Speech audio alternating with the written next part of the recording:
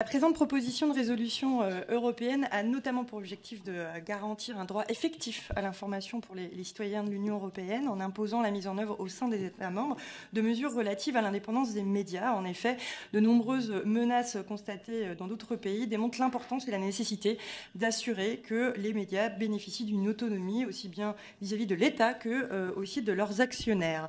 Aussi, la loi Liberté, Indépendance et Pluralisme des médias de 2016, dite loi Bloch, prévoyait déjà la mise en place en France de certaines mesures visant à renforcer l'indépendance des médias. Je pense notamment à la possibilité pour tous les journalistes de faire valoir leur droit à l'opposition si un acte imposé par la direction heurte leurs convictions professionnelles.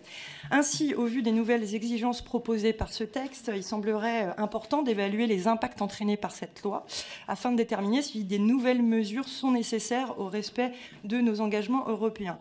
Sauriez-vous nous dire si, à ce jour, nous sommes assez fournis en évaluation de cette loi pour pouvoir avancer? Par ailleurs, vous soulignez que le projet de règlement de l'Union européenne s'adresse de la même façon sur un pied d'égalité à la presse écrite et à la presse audiovisuelle. Et vous soulignez par là qu'il y a une grande différence avec l'état du droit et de la régulation en France qui les distingue. Ne pourrait-on pas, dans ce cas, inverser la question et souhaiter qu'en France, nous soyons aussi exigeants avec la presse écrite que nous sommes avec la presse audiovisuelle ou encore avec les plateformes numériques? Je vous remercie.